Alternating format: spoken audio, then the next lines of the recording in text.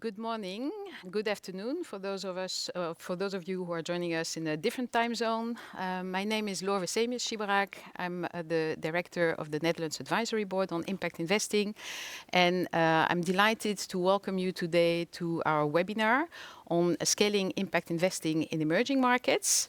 Maybe if we can move the slides.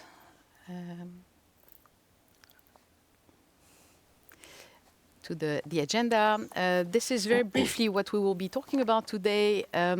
My colleague Orlando will be presenting the results of his report on ecosystem building in emerging markets.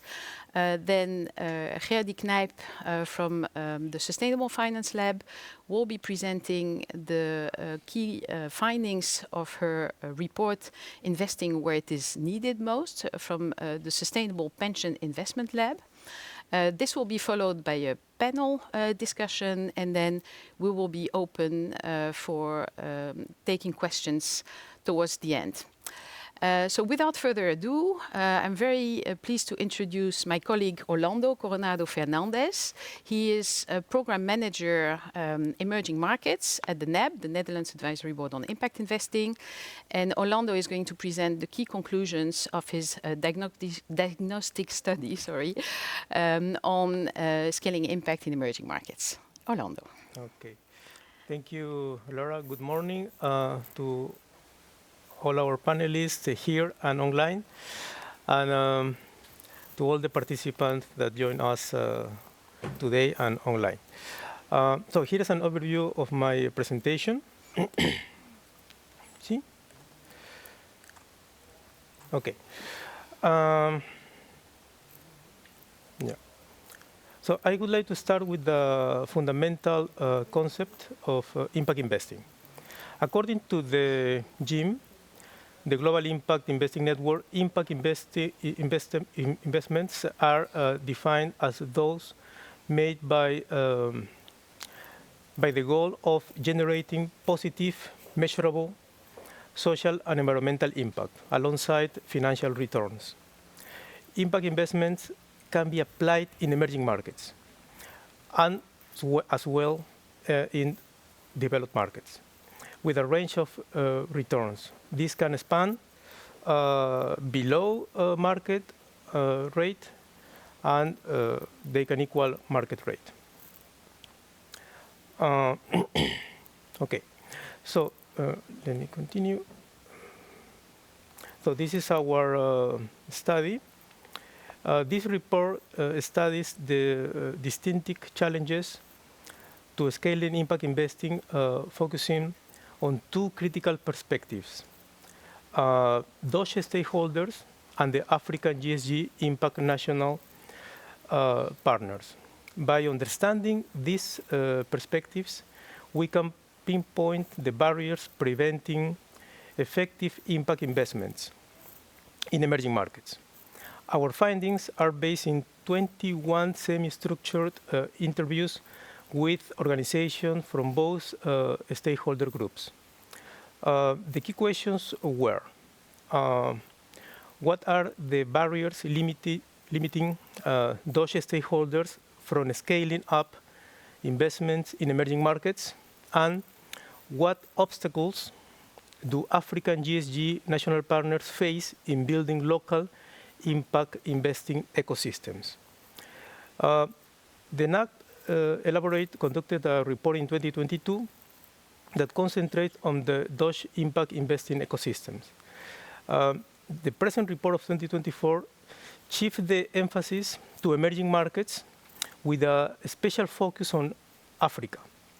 It acknowledges some progress in understanding impact investing and risk perception. It emphasizes the need for capacity building and local expertise to address a knowledge gap and leverage local knowledge for successful impact investing. Knowledge sharing to foster collaboration and support local initiatives. Okay, so something like a case for emerging markets. Emerging markets represent a significant opportunity for impact investors. In our study, emerging markets are defined as countries experiencing rapid economic growth and expanding middle class and significant development potential. We excluded high-income countries such as China and Saudi Arabia, which have unique economic conditions and characteristics. The International Monetary Fund projects a steady growth of 4.2% for emerging economies in 2024 and 2025, compared to only 1.8% in advanced economies. Despite a history of low interest rates in developed markets, emerging regions remain less saturated and offer high growth opportunities. Investing in these regions also improves portfolio diversification, a crucial strategy for mitigating risk. Simply put, as simple as we can say it, focusing solely on developed markets is no longer sufficient to address the world's complex interconnected challenges, from climate change to social inequalities. So we have a lot of challenges ahead, and we can address them with impact investing. So what are the key findings related to Dutch stakeholders? We identify several key barriers when investing in emerging markets for Dutch stakeholders, grouped in three categories. The first one is regulation.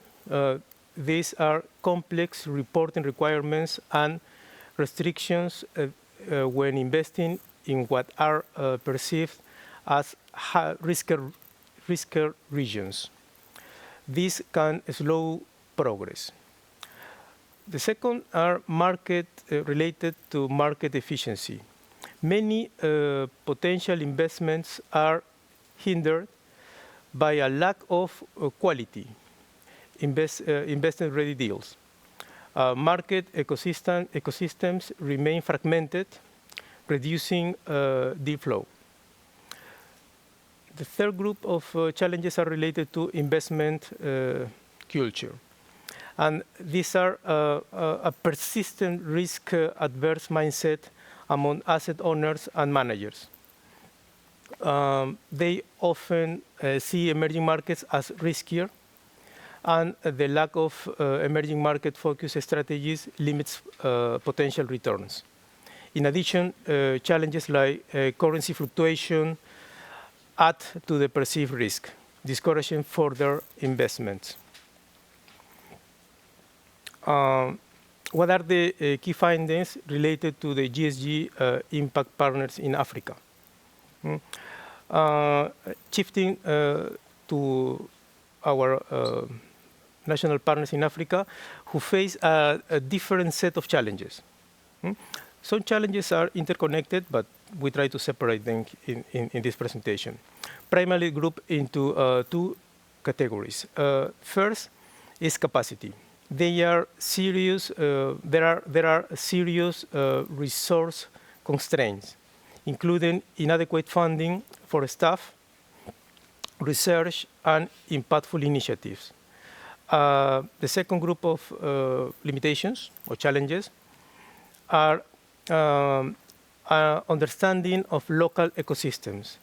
A gap exists in training and development, which limits the ability to support the local ecosystem effectively.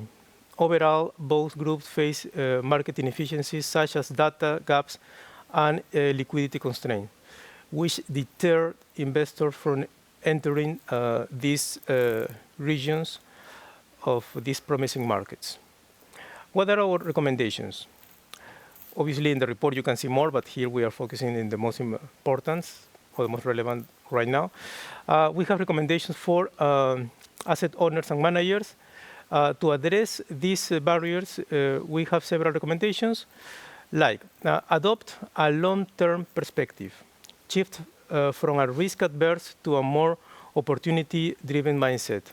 Recognize the potential for both competitive financial returns and positive social environmental impact. Embrace data-driven decisions, use standardized frameworks to measure the impact systematically, ensure that both financial and non-financial outcomes are captured, include impact in geographical allocation. Allocation investment with impact consideration can result in a higher social return, especially social and environmental, especially in emerging markets where each euro or dollar can make a greater difference. And for the last slide, what are our challenges as SNAP? We have one set of recommendations for policymakers. We also, policymakers have also a critical role to play.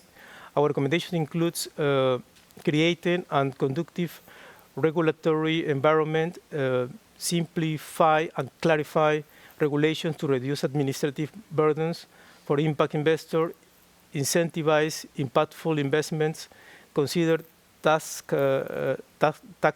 incentive and financial benefits to encourage the participation of institutional investors, provide blended finance, use blended finance capital to offer the right mix of de-risking and return enhancements, make it easier for investors to engage in challenging markets, increase public awareness, educate the public on the value of impact investing to address global challenges and attract more capital. And now the last one. Looking forward, looking ahead, the NAB is committed to strengthening the Dutch impact investing ecosystem. This is our main role, while extending our influence globally, particularly in emerging markets, in this case. Our mission aligns with addressing pressing global challenges such as climate change, biodiversity loss, and social inequalities through strategic impact investments. By building partnerships and supporting global ecosystems, local ecosystems, we aim to catalyze investment that meet both financial goals and sustainable development goals. We have some statement for the panel. Shall I mention the statements? No, we will move to that. Okay. So with this, I invite our next speaker, Herdy Knijp, from the Sustainable Pension Investment Lab, to give her presentation. Thank you. And maybe a short introduction. Gerdy, you're project manager at the Sustainable Finance Lab. That's an academic think tank focused on sustainable finance. And with a subgroup, the Sustainable Pension Investment Lab, you work on various topics within the pension fund sector, amongst other the circular economy, biodiversity, and impact management. Sorry. And you're going to tell us about your report. Yeah. Thank you. Thank you, Laura. And thanks, Orlando, as well for your presentation. Yes, so I will be talking about the report we wrote with the Sustainable Pension Investment Lab about the opportunities for pension funds to invest in emerging markets. Well, this is the report. Briefly, the agenda. I will first talk shortly about why it's needed. Then I will talk about the opportunities for pension funds, briefly discuss the barriers pension funds face at the moment, but then most importantly discuss what they can do to move beyond the barriers.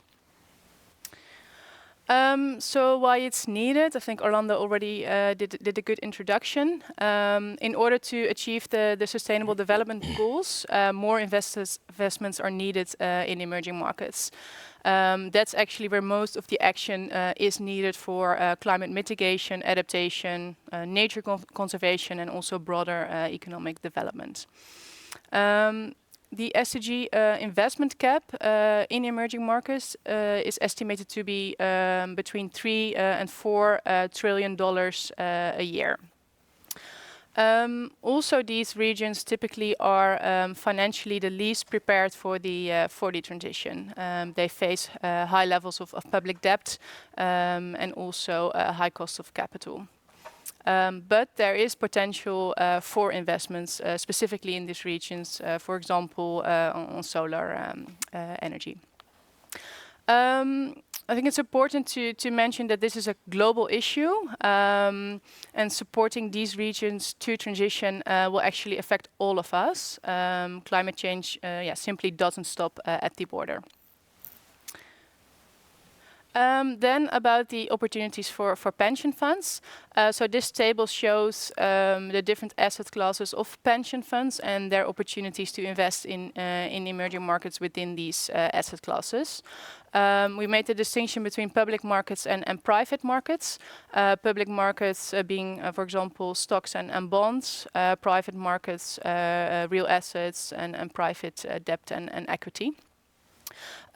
Within public markets, we see limited additionality, also difficult to influence counterparties through engagements. And within private markets, we actually observe higher impact potential because the impact is more direct. Also potentially higher returns, also higher risks. So our paper focuses on these private markets specifically. And it's actually estimated that the market size of these private impact investments in emerging markets is $95 billion. Well, pension funds at the moment don't invest a lot in these markets. A study from NAP has shown that around 1% of the assets of pension funds can be classified as impact investments, but only a very limited amount of those investments goes to emerging markets. Pension funds do seem to have an increased interest in impact investing, also in private markets, but there's also a trend towards investing closer to home, for example, in the Dutch energy transition. So actually, on the graph, the green and the red arrow are less observed. Well, is this a missed opportunity? I think Orlando also already explained about the potential for a high impact per dollar invested or euro invested, diversification possibilities, and also there's a growth dynamics in these markets. And also, pension funds have climate commitments. And you can actually argue that if you take these commitments seriously, pension funds also have to look beyond the border and consider investments in regions where it's needed most. There are some examples of pension funds already doing this. For example, APG invested on behalf of ABP and pension fund BOW in a private debt fund from ILX. And also Detailhandel, Pensioenfonds Detailhandel invested in Symbiotics, which is a microfinance fund.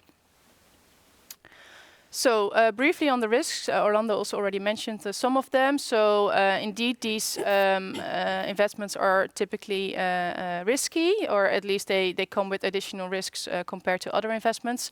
But also some of these risks are perceived risks. And the question is whether those perceived risks are actually higher than the actual risks that are out there. Culture, so within pension funds on board level, but also within the organization, the urgency to invest in these markets is not always observed. And also the possibilities are not always known. And pension funds are organized around fixed asset classes, and these type of investments don't always fit within these existing buckets. Then on availability, so there's also a perception within the pension fund sector that there is not sufficient projects available to invest in, or at least don't fit within the requirements of pension funds around scale or around the availability of track record. Then beyond the barriers, so we have identified some categories and also some recommendations. I won't discuss all of them. They are in the report, so you can have a look. But briefly mentioning a few. First, around mindset. Our recommendation is to have a conversation on board level about impact investing in emerging markets and discuss the perceptions and also the possible biases.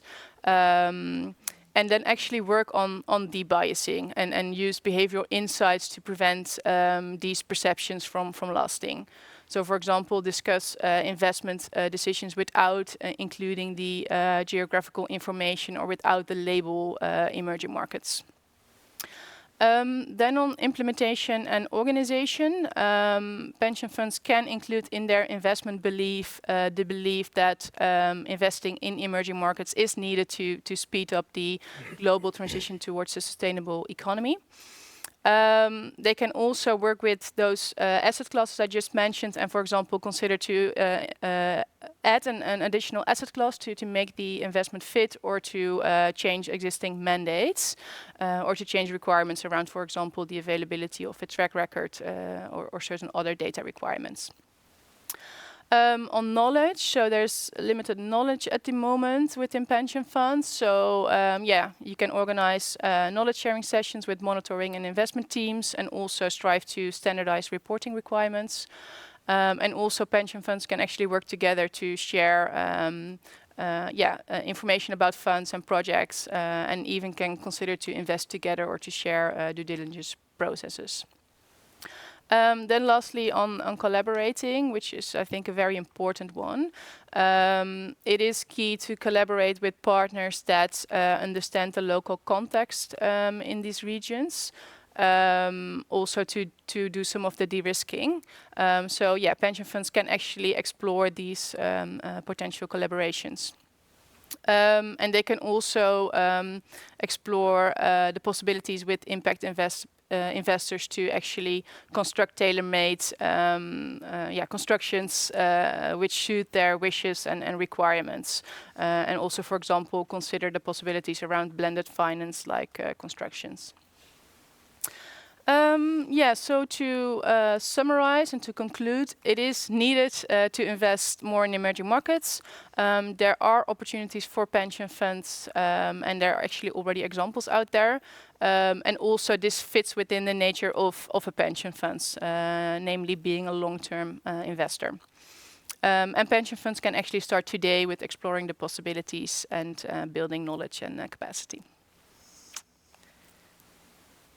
Thank you very much, Gerdy and Orlando, for these presentations. So you will be able to find the reports. We've published them on LinkedIn. You can find them on our respective websites. I'm going now to welcome our panelists. Thank you for being with us this morning. So our panelists, I will start with Atieno, who is online. Atieno Otonglo is Market Development Manager, Africa and Middle East at GSG Impact, which is the mother network of the NAB, our organization. She's supporting national partners in Africa and in the Middle East to deliver their mandate, onboarding new national partners as part of the GSG impact strategy to grow the movement globally. Just for your information, the GSG has national partners like our organization, the NAB, in 45 countries globally. And Atieno has 16 years of investor relation, business development, operations management, and impact investing experience across dynamic emerging markets. Then I will continue with Dr. Marcel Jeuken. He is founder and director of Sustfin. Sustfin focuses on helping financial organizations embrace and integrate sustainability and create impact. Marcel has more than 25 years of experience at the interface of sustainability and the financial sector, among others at Rabobank, Triodos Bank, and PGGM as managing director, responsible investment. Elvira Eurlings is Chief Investment Officer of ELX, heading the investment and sustainability teams within ELX. Before joining ELX, Elvira, you were director at the Dutch State Treasury Agency within the Ministry of Finance of the Netherlands. And prior to this, you worked at FMO, the Dutch Development Bank. Jaap Rijking has been director of private equity department at FMO since June 2015 until December 2023. As of January 2024, came back to principal investment officer, private equity. Prior to that, you were director of financial institutions at FMO and also acted as director for the agribusiness and diverse sectors at FMO. So also long experience in emerging markets. And last but certainly not least, Thomas Nauta, your team lead at the Innovative Finance Department of the Dutch Ministry of Foreign Affairs. And of course, among many other initiatives, the ministry is supporting the building of the Dutch and emerging market impact investing ecosystems, in particular by financing the NAB. So welcome all of you, our panelists. And maybe I would like to start by asking Jaap, if you could tell us what maybe impact investing entails for FMO as Dutch Development Bank. Yeah, thanks, Laura. Thanks for inviting me. I think I always link impact investing in emerging markets immediately to the Sustainable Development Goals, as they give clear pathways for emerging markets to grow out of poverty, but also how to develop on each goal into a world where we live better together, also in 2050. FMO, for that case, as we only focus on the private sector, selected SDG 8, Sustainable Development Growth, SDG 10, Reducing Inequalities, and SDG 13, Climate Action. So, and on each of those Sustainable Development Goals, we also add a clear impact measurement, like creating jobs, impact in reducing inequality. We measure, how many people we reached in LDCs, the low development countries, and on climate action, the reduction of greenhouse gases. So I think it's really important to link the impact space also to the Sustainable Development Goals, especially if you talk about emerging markets. Thank you, Jaap, for setting the scene. During these presentations of the report, we talked a lot about perception of risk. So we have a first statement for the panel. Emerging markets are too risky for institutional investors. Mm-hmm. So maybe, Elvira, can you tell us what ALX does and what you think about this statement? Okay, thank you, Laura, for having me here this morning. Indeed, for the audience who is not yet maybe aware of what ILEX is and what it does, ILEX was set up a few years ago to connect two worlds. At that time, to connect the world of the Dutch pension funds, who were increasingly looking at allocating capital that would generate double returns. So an adequate financial return, first and foremost, but would combine that with having a very measurable and positive contribution to social and environmental impacts, because providing for a solid pension can only be done in a livable world in the long term. And we wanted to connect that desire of pension funds with the work of the MDBs, multilateral development banks, DFIs, that exactly do that have in their mandates, having a track record to work in countries where SDG needs are highest, where the impacts can be achieved is vast, but that combine that work with very solid credit and investment processes. So we saw the momentum to connect both worlds, to open up this asset class for pension funds, and to be able to build a diversified portfolio for them.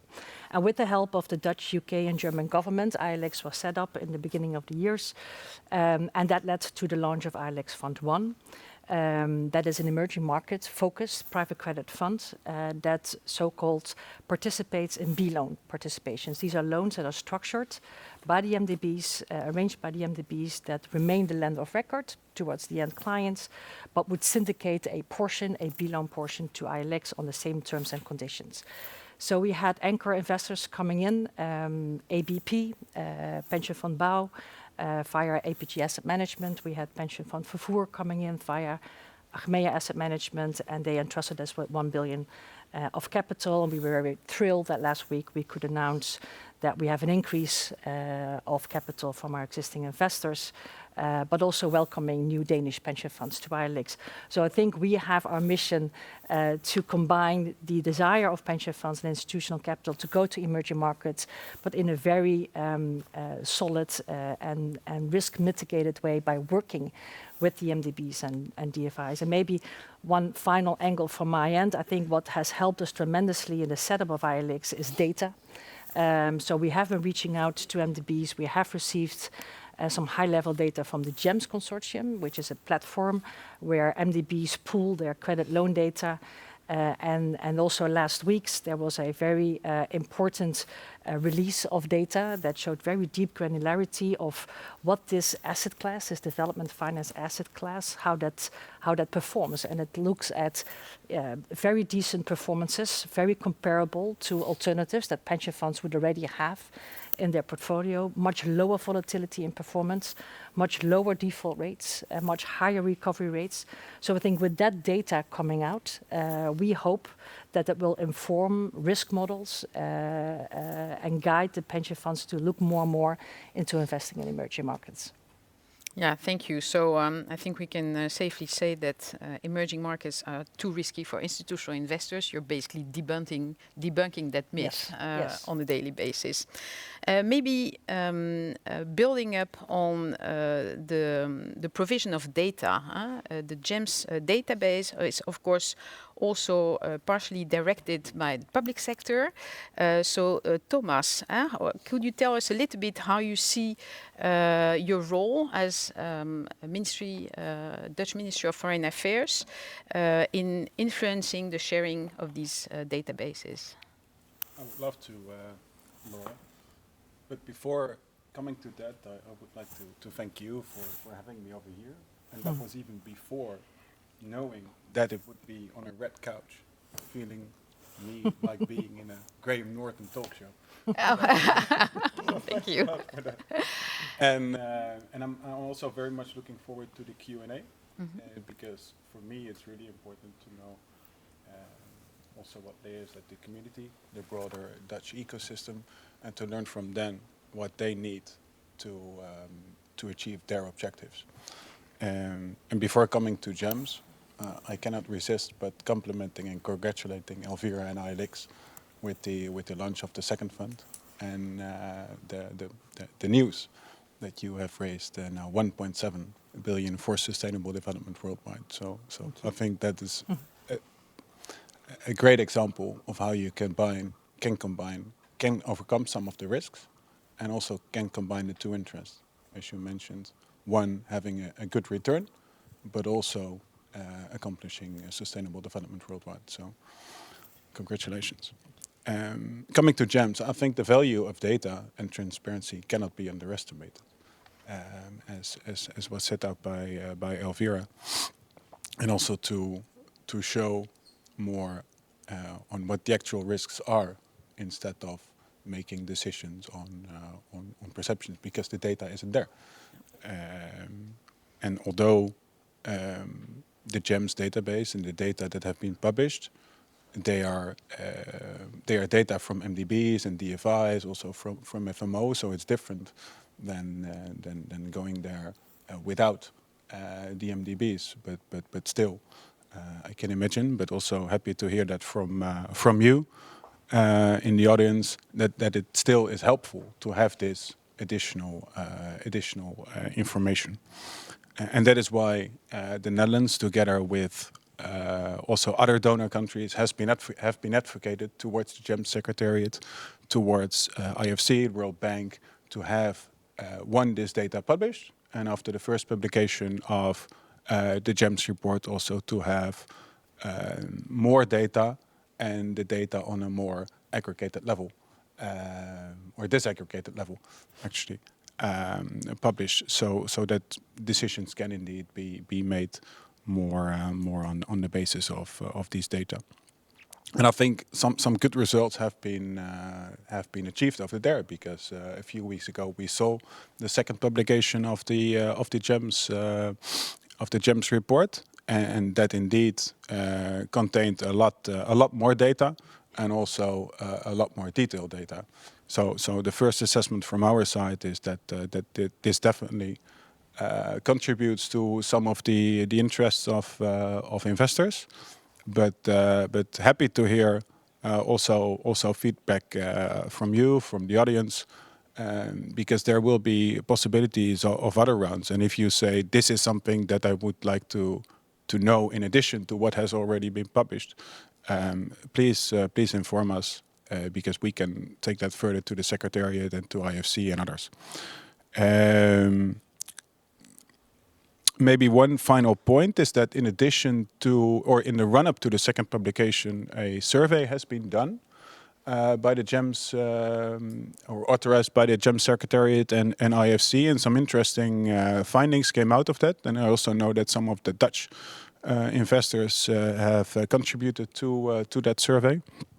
And one of them is that the awareness of the GEMS database is low. So from the respondents, people that responded, less than half was aware of the existence. So I can imagine that it's even lower from the people that did not respond. So I think this is a great opportunity to make you aware of the existence. And I don't know if it's already been published on the NAP website, but perhaps that could also be a way to we will certainly do that, but I would like to invite, actually we had more than 200 registrations for this webinar, so I would like to invite the audience. We will share the link with all the people that registered. Please share also this information, because yeah, as we have seen from the presentations, data is essential to debunk myth. Yeah. And an invitation to also indeed send your comments and feedback, either through Laura and then up to us, so we can follow up on that. Yeah, thank you very much, Thomas. So, emerging markets, we've talked about the risk now, but there are financial opportunities also of impact investment in emerging markets for pension funds, and our impression is that they tend to be underestimated. So, Marcel, can you give us your perspective on this aspect? Yeah, thanks, Laura, and thank you for having me here. Happy to talk about that perspective, and maybe happy also to talk about pension funds, because that's where I've been involved for quite some time. But I also work at wealth managers and family offices, amongst others, where risk appetite and thinking about horizons might be a little bit different. And I've worked with Spill on this report. You know, and what makes pension funds special is they are long-term investors with serious portfolios, but they also are under a strict regulatory framework, which we have to consider. And they've got a fiduciary duty, and we have to take that into mind. And if I think about emerging markets and about the opportunities, I also want to be clear that we understand the different opportunities, and that we have clarity on what we mean with it. You know, emerging markets, quite traditionally, for investors, especially in public markets, are the ones that are in like the MSCI world, and it's very established emerging markets, right? And if we think about impact, and if we want to have very concrete impact on the ground, we talk also about low development. You know, the frontier markets, like I'd like to call it, in Africa, which are even less understood. Let's put it mildly. But emerging markets is already parts of portfolios, especially if you think about listed portfolios. So there is experience within pension funds thinking about that. And it's also possible in terms of doing impact investments. That's typically not being considered, but you know, you can do impact investment not just in private markets, but also in public markets. And in public markets, that's where you have a bigger chunk of your assets. You know, private markets typically will not be more than 20 to 25% of any pension fund portfolio. If you want to have impact, you also should look at the public market segment of your portfolio. And I think green bonds fits in that, blue bonds fits in that. And if you think about EMD portfolios, for example, where you can work with sovereigns, sovereigns have some of those green bonds and blue bonds, that's a very good fit. And where you can invest with scale and with normal risks characteristics. So it fits that portfolio. You don't have to think through a different opportunity set maybe. If you think about private markets, there's two ways, well, multiple ways probably, but two ways of looking at it. Quite a lot of pension funds have allocations to infrastructure, private equity, real estate, maybe more exotic things like farmland and forestry. And that's where you can work in both emerging markets and frontier markets. And we have seen quite some funds already doing that. And it's important to work, and we'll probably get to that, work with people on the ground that really understand that market, or work with fund managers or asset managers that have good connections with people on the ground that understand the risks.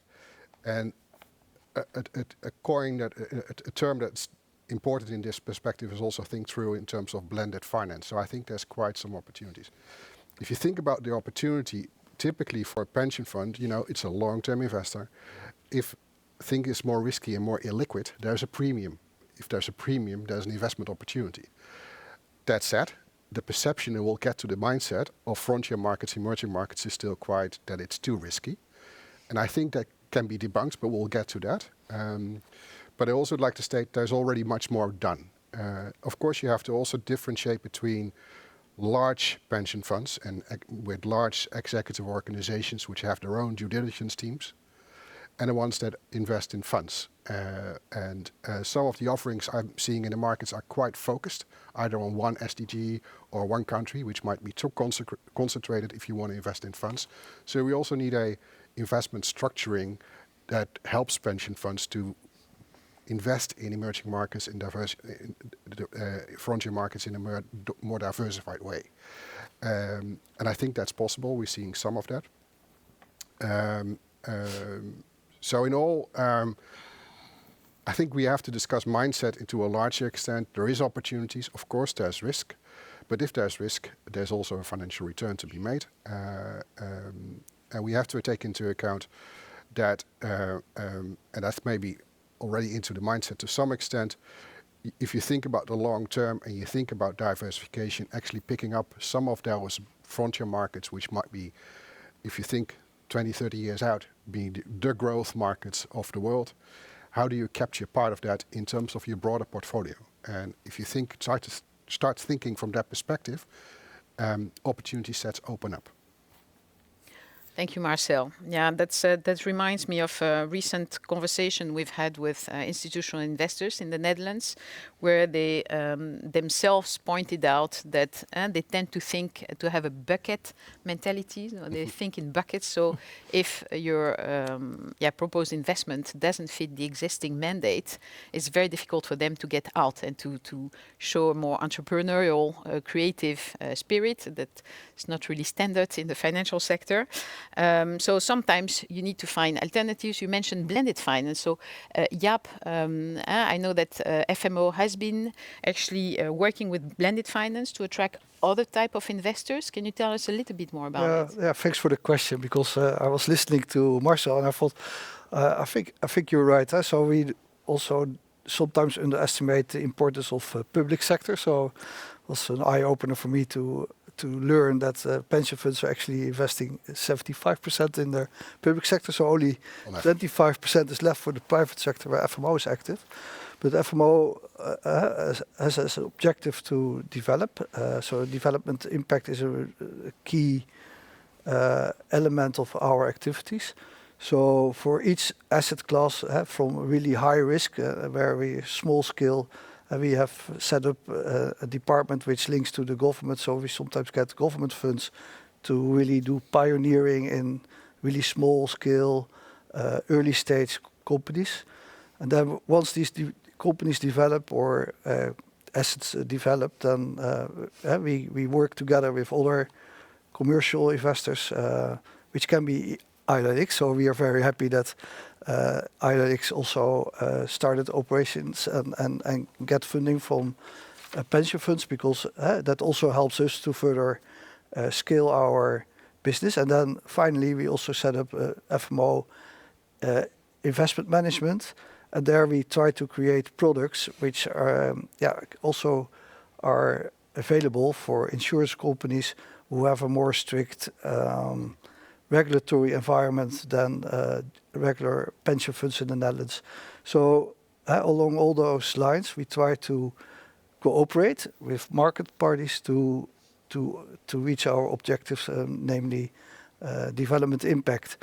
And I think, and I listened to Gerdy and Orlando, and I think cooperation is a key word in further developing impact investment in emerging markets. So I really also like to invite the audience to come up with nice ideas and good ideas, because as you mentioned at the beginning, I was the director for private equity, and it's still my wish to also find a good product for pension funds in the Netherlands who then bring larger amounts of capital to emerging markets, because there's a big need. Absolutely. So maybe moving on to collaboration and how actually the barriers can be resolved. Atieno, you're online with us. Can I ask you how you think that some of these barriers can be resolved more locally? Yeah, thanks a lot, Lo, for the opportunity to be on this panel. So for us, I mean, keywords again is all about collaboration and cooperation between local stakeholders, led largely by the national advisory boards or the national partners and country level, and other institutional investors and partners, both locally and internationally as well. So starting first of all with the key reference that has been made around perception, moving from perception-based to evidence-based investment is a great starting point, because there's a need also to enable and democratize access to data for private investors who are seeking to invest in the emerging markets and the developing economies as well. So we are actively seeking to create more data transparency on financial performance. We've talked already about some initiatives like the GEMS database. There's also the DFI Transparency Index, which are great steps towards data transparency and financial performance in these markets. So we are also hosting and having conversations with some DFIs and partners around exploring capital mobilization specifically for the emerging markets and for the SDGs. And part of that mandate will look at how DFIs can make more granular data available to private investors. As you know, the MDBs and the DFIs and also the public development banks also hold large volumes of relevant emerging markets data, including some data on performance. So, for example, default and loss rates, equity returns, etc. So sharing this data with investors, asset managers, the rating agencies, etc., can help to fundamentally change the flow of capital to the emerging markets, including Africa, where the capital is really needed. So in the medium to the longer term output, so from initiatives like this one would help to improve the information availability to relevant stakeholders, and also in a commercially sensitive yet investor-oriented kind of perspective to enable better risk assessments and to increase capital flows.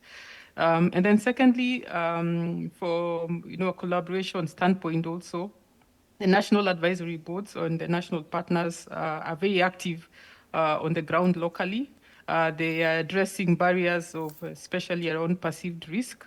So in particular, Africa national partners working with the local pension funds in their countries to address knowledge gaps in alternative asset classes, to improve access to data, and also to develop case studies and provide peer support.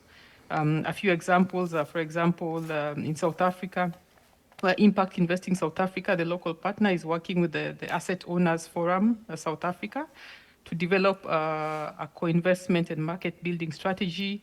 In Ghana, Impact Invest in Ghana, the local partner, is working with the local private pension funds to develop partnerships and to take collective action to increase pension investments in profitable alternatives. And also the Zambia National Partner, or the National Advisory Board, is also similarly engaging Zambia Association of Pension Funds on capacity building of fund managers. So these are just examples of some collaborations. But there's definitely the need to engage the local community, to increase the local knowledge and to partner with people who are on the ground and understand the local situation very well. Thank you, Atieno. Yeah, and certainly we fully agree. The engagement work is very core to our work as NAB as well in the Netherlands, and using other sort of research or data, like for example the report we published a year ago on capital requirements for institutional investors for private debt in emerging market. That is also important to support the decision making at various levels of institutional investors based on facts and analysis and not on pure beliefs. Maybe Thomas, how do you see that Dutch players are perceived in the rest of the world, and how can they leverage that? Yeah, well, I was a few weeks ago present at the GIN Forum, and I'm sure that some of you in the audience were there as well. I think 1,600 people from over 80 countries were present in Amsterdam in the RAI, and I was really inspired. In particular by the participation from Dutch players. And I think it was the fact that it took place in Amsterdam was not the only reason that so many people from the Netherlands and organizations from the Netherlands were present at the GIN Forum. World-class investors, leaders on impact, innovative ideas. It's really inspiring to see how Dutch players are really a front runner in this regard, and also are perceived by the rest of the world to be front runners. So it's really interesting to see that you show and deliver the examples how the good returns, the diversification of portfolios can be matched with bringing sustainable development worldwide. And indeed, more can be done. Perhaps more must be done. But it's also good to highlight that you are also already an example for the rest of the world, which also opens up possibilities to scale up our initiatives through international parties and partners. So to increase that collaboration, where Atieno also referred to, I think it's really, really crucial in this regard. Thanks. So impact investing as a new Dutch diplomacy tool. I think those are your words, not mine. But thanks for the suggestion. So maybe Marcel, coming back to you, you've been working with asset allocators as well. So how in terms of process, how do you get them to look into emerging markets and to impact, shift that mindset and impact, of course? Yeah, I think that's a good question, and I think thinking through from an asset owner perspective how you can actually look at the opportunity set. You can start bottom up, what's out there, understand offerings, and but that's not typically the way they work. There's a lot of offerings out there, and don't get me wrong. And there's good examples. There's enormous work being done within the asset management industry, so to speak. But at the asset owner level, you have to start, I think, very crucially with the why question. What do you want to achieve? What's your ambition? How does that sit within your investment beliefs? How does that then sit in your asset allocation, your strategic asset allocation?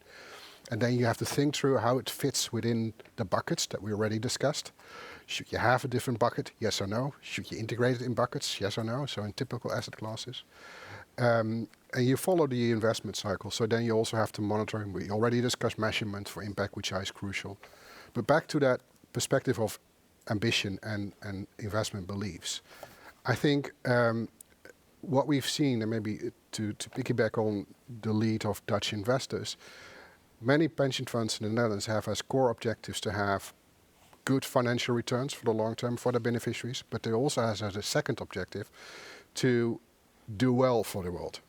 And that's a language that you don't see in many other parts of the world. So in that sense, asset owners have policy-wise already said that they want to enhance the positive impact they have on the world, but also mitigate, avoid, reduce the negative impact they can have on the world. Not just in the impact portfolios, but across the entire portfolio. So there's a good foundation already being laid down in terms of the policy setting. If you then think about impact and about emerging markets, you have to also think through in terms of your investment beliefs. Why do you think that will add to your objectives? That can either be your financial objective or your better world objective. Ideally, you do both. And the investment belief set, you can think through, do you think there's a liquid premium in emerging markets? Is there a liquid premium in maybe a premium in impact space that's not being captured by others yet, and where you have, as a long-term investor, that also can sit out a J-curve, so to speak, maybe too technical, but maybe you can have a longer horizon of your, like in private equity, you take a longer horizon of your investment, and you might take a little bit of a lower return in the initial phase to capture much higher returns in the longer term. If you have that long-term horizon, you can actually do it. But you have to think that through. You should have the risk appetite that you might actually, in part of your asset class, you have over a short moment in time lower performance. You can only be willing to accept that in the regulatory environment pension funds are in if you understand that there will be and expect to be a higher return in the long term. So on average, it's a proper return. And then you can think in vintages over the years that you actually, you flatten it out. So this is all strategies that are being played out in private market investments. So there's a lot of experience already. If you think about the buckets and in asset categories, that's where you have to also have your open mindset. So if you have your ambition and investment belief set, and you want to have impact in emerging markets, maybe even frontier markets, which I think there's a huge impact opportunity, you have to think through how can I then integrate that into my investment categories, both listed, as I said, and private. And for both categories, you have to think through, can it actually sit within the current mandate? And sometimes these buckets are very strictly defined. So, for example, we've seen a tendency in private markets to go to core investments, less risky, stable returns, no design, just operate, if it's, for example, infrastructure, which is more core. Well, more impact might actually be achieved if you also do design. What is your thinking around that? Private equity, the same. We have done a lot of buyouts. That's increasingly how pension funds invested in private equity. Well, venture might have much more opportunity to create impact. How does that sit within your belief set and in your mandates? And the same with, for example, if you think about green bonds, and that's an experience I've had, we had clear portfolios for EMD, emerging market debt, but were basically sovereigns, and that was the mandate. Well, much of the green bonds and the blue bonds were being issued by multilateral banks. Yeah. And so you can say, well, we need a new bucket, but you can also ask yourself the question, are the risk characteristics and the return characteristics really different from a sovereign? And if the answer is no, then you should maybe change your portfolio guidelines and your mandate to include that bucket. And I think so there is opportunities to actually include things already into mandates if you have your investment belief set clearly defined and that you are clear on what you want to achieve. The same with private market categories. What I sometimes see is that the offerings to the market are not very clear in their asset categorization. They are multi-asset, actually. They have both something of a listed component in their offering and a private equity component. That doesn't typically sit in a private equity strategy. There might be opportunities for blended or which have infra and private equity characteristics, but it's not pure infra, it's also not pure private equity. That's where you might think through special mandates. Mandates because you actually want to have that impact objective achieved. It's not possible to change the bucket characteristics, the portfolio guidelines as such that it really fits, but you think it through from a category perspective that you want to add in your strategic asset allocation, and you have clarity on what kind of return characteristics and risk characteristics that it has. That said, sometimes you don't need that bucket, you simply can add it while it's still multi-asset, but you have clearly defined the risk return characteristic to be similar to the bucket, so you can include it. It needs some innovation sometimes, it needs some boldness sometimes, it needs a board that has thought through the horizon perspective, the risk return perspective, and what they want to achieve. Now, we've been discussing, and there's maybe one remark I wanted to make, impact and emerging markets, because it's the focus of our panel. I see an enormous appetite with the Dutch pension funds to do more on impact, but there's also a huge appetite to do things closer to home, and I think that's something to realize, because the impact that they can then realize is something that beneficiaries can very tangibly directly see. You know, it might be a solar project in, maybe not in the backyard, because that people typically don't like it, but close and still achieve that impact objective in our home country. But if you think through the SDGs, the Sustainable Development Goals, and where to make impact, we have to open up our lens to other parts of the world, emerging markets, and especially also frontier markets. Yeah.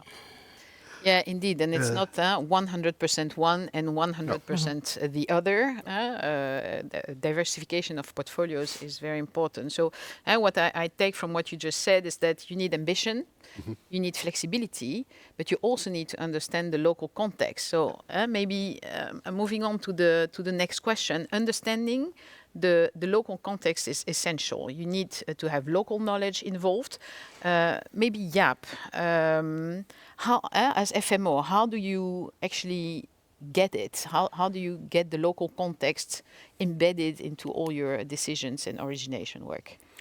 Yeah, no, that's a very good question. Maybe I can also link that also to the question posed, which you can see here on the screen. Is, FMO has one office, which is mainly in the Netherlands, and we have one office in South Africa and Costa Rica, but we are mainly based in the Netherlands.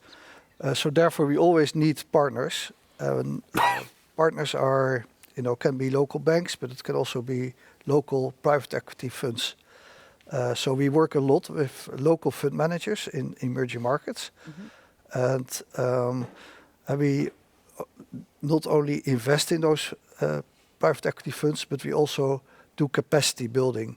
And one of the ways we do this capacity building is by organizing an event for our fund managers, for instance, in Africa. And we gather them, and then we exchange in between all the fund managers, but also bring our knowledge about how do you make assessments on environmental, how do you make assessments on social aspects of the deals. And interesting enough, last year we organized one, and I participated in that one. And there also the local fund managers came up with a lot of presentations where they actually also showed their impact measurement systems. So, I don't want to praise FMO for that, because it's also the work of those fund managers, but it also makes clear that there's a big awareness in emerging markets that in order to attract capital, they will need to show their impact. So I think there are a lot of good things happening, and therefore it's also so important to exchange that knowledge, which is locally already there, but we don't know about it. And reacting to Marcel, I'm really, it fits in a global trend that we like to focus more on our own backyard, look at Trump and look at what's happening, and we're really in a deglobalization era, whereas we were more raised in a globalization era.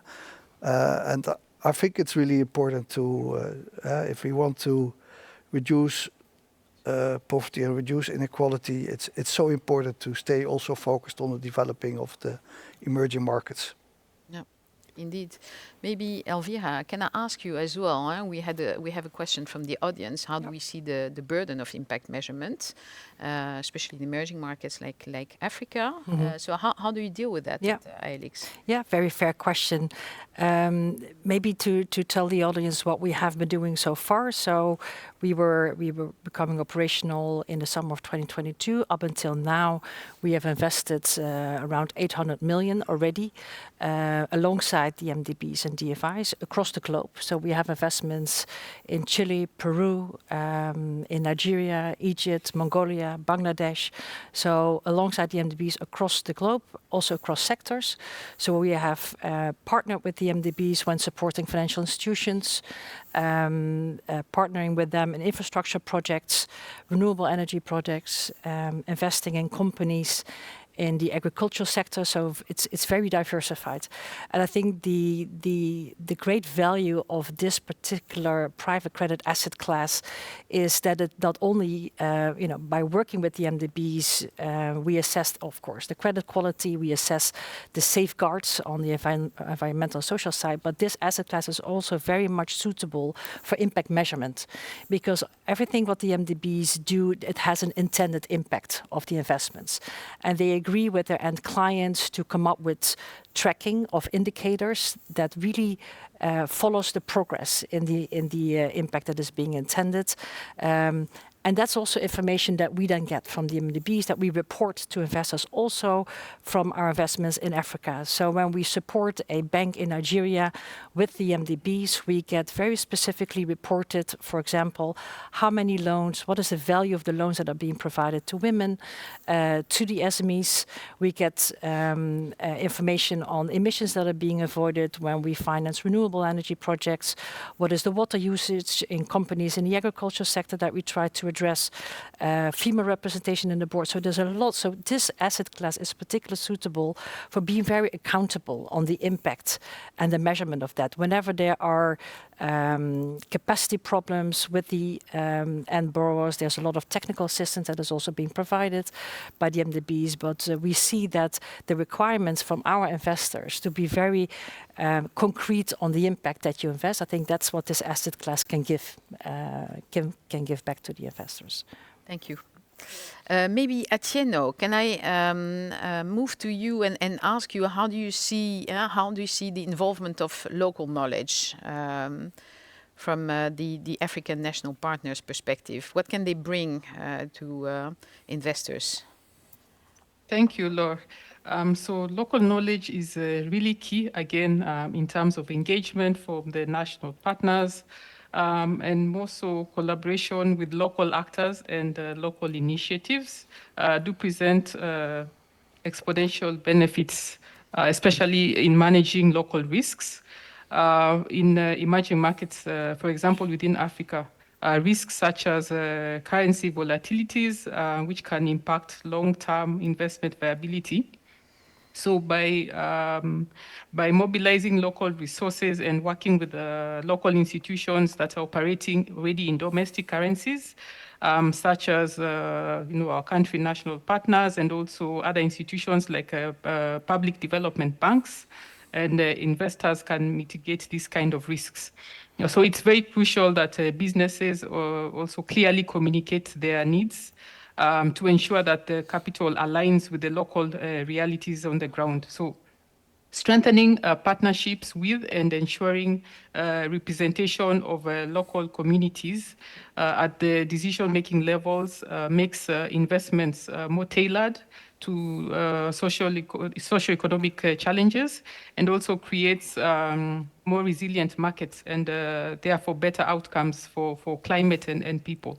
So there's a need for MDBs and DFIs in particular also to develop de-risking mechanisms to help to mobilize private capital, especially in Africa, in order to maintain impact and financial viability in perceived higher risk markets.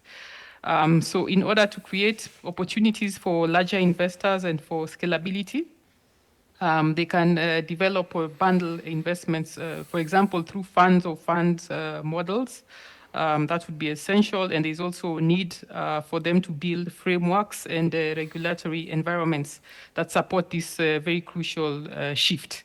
So for us, again, we also see the importance of, beyond even the Dutch pension funds looking to increase investment in Africa. There is that active need for the local pension funds and local actors and players, local investors, also to actively have their skin in the game.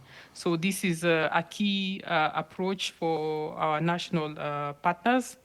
And the advantages of locally driven initiatives like we are seeing in some of our African countries with our national partners are numerous, because local actors can better identify viable projects.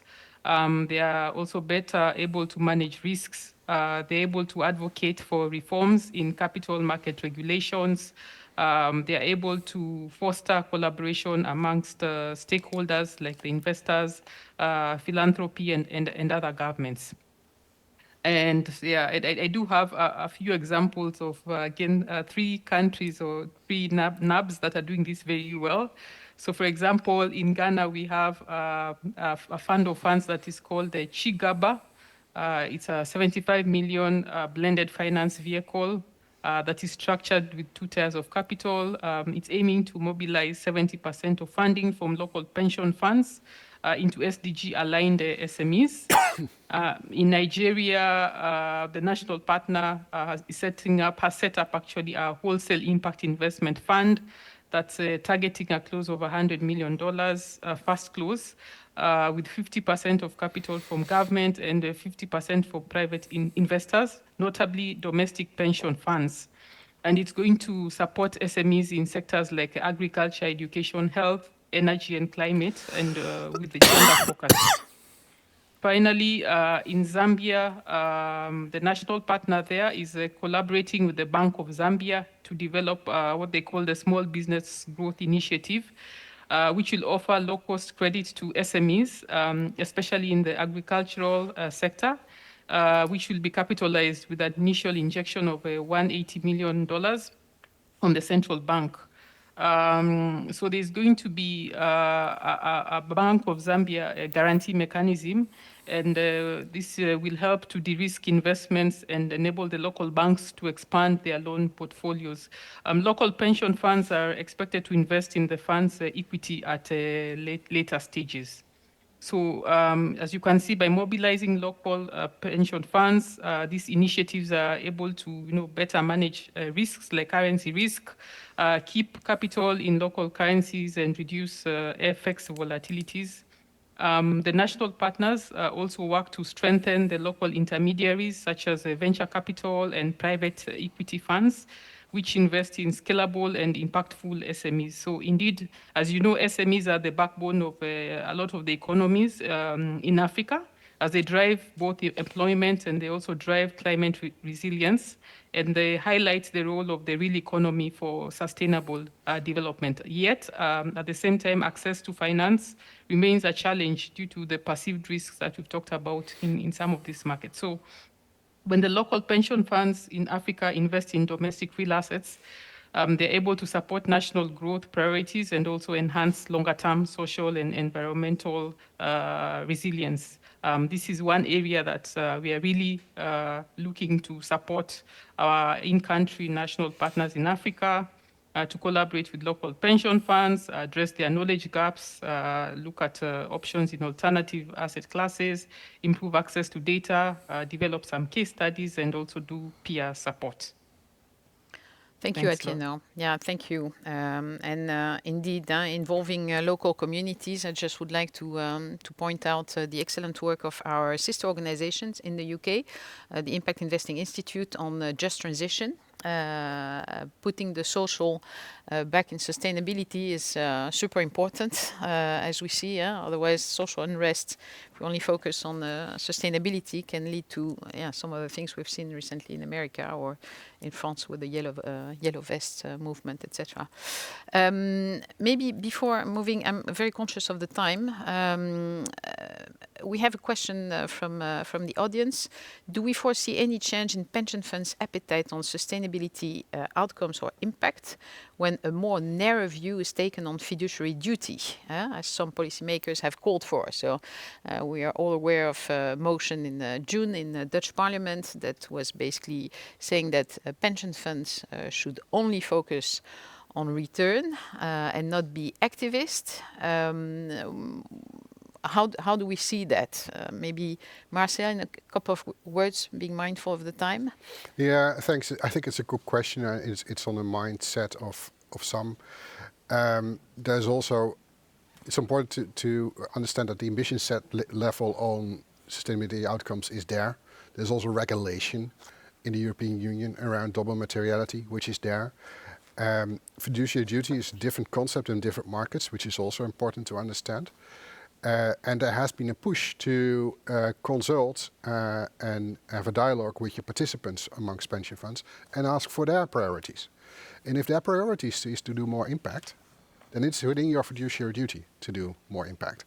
That said, governments have an important role in setting, or have an important impact, let's call it like that, but sometimes also role, in setting the landscape in which we can make investments. And if a government change leads to a situation that some impact investments are going to be more uncertain in a certain market, that can happen over time. So we need a global community of being very focused on the SDGs, focused on climate and biodiversity. As long as governments play their role, there will be markets. If there are markets, there will be investment opportunities. So it sits within the fiduciary duty, especially from a long term. One final remark on fiduciary duty, I think it's also important to realize that, you know, a pension fund isn't an island. You know, if the investments that are being made are going to hinder making proper returns in the longer term as a community because of the negative sustainability development we've seen, or put it the other way around, we need a sustainable development of the world to make proper returns in the long term. So there is a feedback loop. Everything you do in terms of improving the world has a feedback loop ultimately to your portfolio. And so that fiduciary lens can be very narrow for some, but as long as you do that properly in your governance structure and with your participants, I think there's sufficient opportunity and room to do what we're currently doing and even grow it. Indeed, and I think it was heartwarming to see the reaction, quasi unanimous of the Dutch financial sector when that motion in Parliament was passed in June, including the AFM, the Authority of Financial Markets, basically reacted saying, well, sustainability is part of the fiduciary duty. So that was actually interesting education moment for political world. Yeah, I think it's maybe as a final point, indeed, I think the fiduciary responsibility is very much also understood, of course, you know, taking care of your beneficiaries, making sure that you do have that adequate financial return. Yeah. I think that is core of your fiduciary responsibility. I think what we have tried to really argue that can go hand in hand with also contributing to positive social environmental impact. So it's not a trade-off. It's not like if you would do impact, you give up on return. You know, it can go hand in hand. You can have adequate financial return. So that's exactly what pension funds should do. I think indeed, you know, also some of the Dutch pension funds really came out strongly that that is a not an mutual excluding objective, but it is a objective that you can both reach as a pension funds. Yeah, I'd like to echo that. Yeah, that's very true. Yeah. So maybe to close, what do we need for the future? If I ask each of you in one sentence, starting maybe Thomas, do I put you on the spot? What do we need for the future? Only a bit. But I think what we need is two things. I think is scaling up the excellent ideas that we've already got, and ILX is an example of that. And I read the ambition to even grow further to $3 billion US dollar, and where possible to create even more of these innovations that will lead to systemic change, either of the international system and local markets. Oh, thank you. Elvira, what do we need for the future? One sentence. If I look at what we do, I think we need to really make sure that the MDBs and the DFIs can play their role. Position them that they can do it. Their role will be even more important going forward in all the global challenges that we have already discussed. To be able to make them in a position that they can provide for the sufficient projects for us to co-invest. It is our strong belief that working with them opens up an asset class that is interesting for pension funds from a return and a societal impact. So I think having those factors in a position to contribute, getting more financial flows to low carbon technologies in emerging markets where the impact is needed and where it can be achieved. I think that's what we hope for. Yeah, thank you. Yeah. I'll try to do it in one sentence. Yeah, that's a challenge. Well, through cooperation, be creative, innovative, and use the knowledge which is available through all parties, come to the right products, and then invest. Thank you. Well done. Marcel? 2 sentences then. One is think through how it can actually help your long-term objectives as a pension fund, both in financial returns and impact returns, and be creative. But second, also collaborate, not just with other pension funds in the Netherlands or outside, for example, in Africa or in other emerging markets, but also with multilateral banks, governments, banks, asset managers to create that environment in which you can actually scale up. Yeah, thank you. All good tips. Thank you very much. Thank you to the audience for your questions. We haven't been able to deal with all the questions, unfortunately. We will, try to continue our work in the future and to implicitly respond to all of your questions. Don't hesitate to give us some feedback. We will, for all the registered participants, we will reshare with you the link to both reports. We will also add a link to the GEMS most recent report as well. If you have any feedback, please send it to us. We're always happy to receive feedback and suggestions. I would like again to thank Gerdy Knijp from Sustainable Finance Lab for her presentation, Orlando Coronado Fernandez, my colleague, for his presentation, all our panelists, Thomas Nauter, Elvira Eurlings, Jaap Rijking, and Marcel Jeuken. Thank you, and thank you to the audience. Thank you, Laura.